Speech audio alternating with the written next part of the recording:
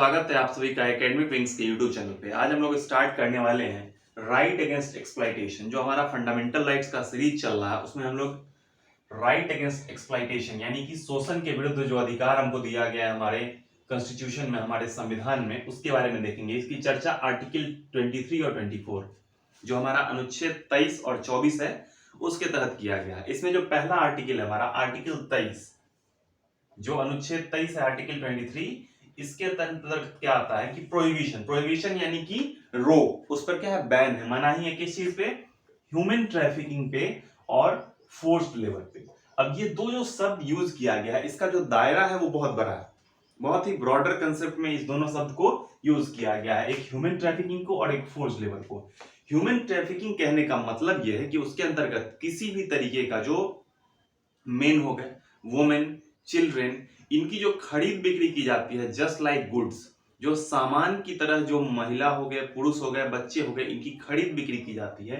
और खरीद बिक्री करने के पीछे भी उनका मंशा क्या होता है, उनका जो इंटेंशन होता है वो क्या होता है कि वो ऑर्गेन का सप्लाई कर देते हैं, उसके ऑर्गेन को निकाल करके उसको बेच देते हैं और उससे पैसा कमाते हैं। इस पर्पज से जो क्या होता है, ह्यूमन ट्रैफिकिंग, ह्यूमन का सेल किया जाता है, उसकी खरीद बिक्री की जाती है। ये तो पहला पर्सपेक्टिव हो गया। दूसरा क्या होता है, जो इमोरल ट्रेड होता है। इमोरल ट्रेड कहने का मतलब जो अनैतिक व्यापार होगा, किसका? जो गर्ल चाइल्ड होंगी, वुमेन्स होंगी, जो चिल्ड्रंस होंगे, इन लोगों का मतलब किया जाता है कि इमोरल ट्रैफिक। इमोरल ट्रेड कहने का मतलब उसी के अंतर्गत वो आएगा हमारा प्रोस्टिट्यूशन, जो वेश्यावृत्ति जो होती है। उसमें क्या होता है, जो गर्ल चाइल्ड वगैरह होती है उनको जबरदस्ती उसमें धकेला जाता है, उसके बाद उनको एक तरीके से फोर्सफुली उनको खरीद बिक्री करके उनको वैसे ट्रेड में, वैसे व्यापार में उनको भेज दिया जाता है, सप्रेस करके। इसके अलावा जो देवदासी प्रथा जो हमारे समाज में बहुत पहले से चली आ रही है, उस देवदासी प्रथा पे रोक लगाया गया है। उसके अलावा भी बहुत सारी चीजें जैसे कि स्लेवरी, जो दासत्व प्रथा, जो दासता का जो हमारे यहाँ सिस्टम है, जो गुलामी की जो प्रथा है, उसके ऊपर भी बैन लगाया गया है। तो स्लेवरी जो है, इसमें क्वेश्चन पूछा भी जाता है, तो स्लेवरी पे जो बैन लगाया गया उसको उतना ज्यादा मेंशन नहीं किया गया, लेकिन इस एक्ट के तहत वो सारे चीज आ जाते हैं। तो स्लेवरी जो बैन किया गया हमारे देश में, वो भी किस आर्टिकल के तहत आएगा? तो आर्टिकल 23 के तहत आ जाएगा। तो इसके तहत बहुत सारे प्रोविजन हो जाएंगे हमारे, चाहे वो मेन वुमेन का जो सेल होगा वो, या फिर जो इमोरल ट्रैफिकिंग भी होती है जिसमें जो गर्ल चाइल्ड वगैरह होती है, महिलाएं होती है, उनकी खरीद बिक्री किया जाता है for the purpose of prostitution. उसके अलावा जो देवदासी प्रथा है वो आएगा, और साथ ही साथ हमारा क्या आ जाएगा, जो गुलामी कहते हैं, जो स्लेवरी कहते हैं, इसको भी बैन किया गया, इसको भी एबोलिश किया गया। तो ये तो हमारा ह्यूमन ट्रैफिकिंग का जो टर्म था उसके तहत आ गया। दूसरा क्या आता है हमारा? Forced labour. इसी फोर्स्ड लेबर के तहत एक और शब्द आता है जिसको हम लोग देखेंगे, ये बेगार।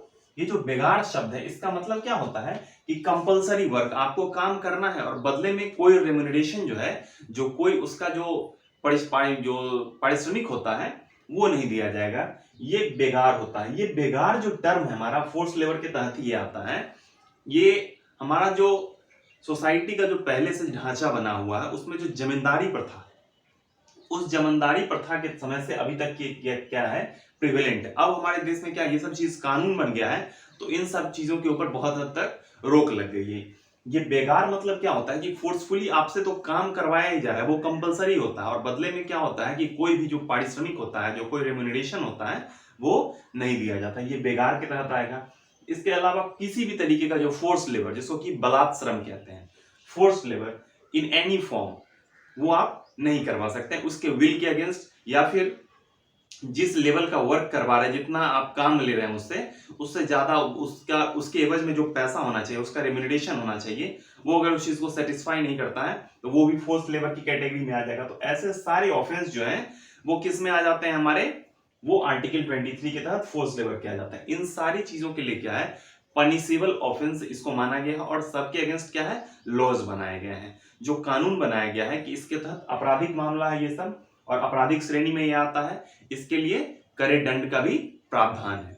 एक एक्सेप्शन है यहां पर जो पूछा जाता है फोर्स लेबर में, कि स्टेट के पास पावर है कुछ इमरजेंसी सिचुएशन में, जैसे कि वार लाइक सिचुएशन में। उसमें क्या होता है कि कुछ मिलिट्री सर्विस उसके लिए कंपेल कर सकती है, उसके लिए स्टेट के पास, जो राज्य है यानी कि भारत देश, उसके पास पावर होता है कि वो आम लोगों को, जो सिटीजन्स है, उनको फोर्सफुली डिपोर्ट कर सकती है।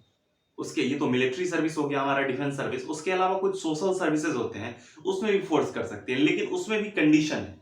कंडीशन ये है कि उसमें किसी भी तरीके का डिस्क्रिमिनेशन यानी कि भेदभाव नहीं होना चाहिए। भेदभाव on the basis of gender, caste, religion, place of birth, ये जो सारे जो प्रोविजंस है, इसके आधार पर किसी भी तरीके का डिस्क्रिमिनेशन नहीं होना चाहिए। जाति के आधार पर, लिंग के आधार पर, धर्म के आधार पर और जन्म स्थान के आधार पर। तो ये अधिकार तो है कि सोशल सर्विस और मिलिट्री सर्विस, ये दोनों पॉइंट याद रखना है। सोशल सर्विस यानी कि समाज सेवा और मिलिट्री सर्विस यानी कि जो सैन्य सेवा जो होती है, उन दोनों में क्या कर सकती है कि सरकार, राज्य के पास ये अधिकार है कि वो डिपोर्ट कर सकती है। लेकिन उसके अलावा किसी भी तरीके का कि फोर्स लेबर जो है वो इलीगल है, उसको क्रिमिनल ऑफेंस माना गया है।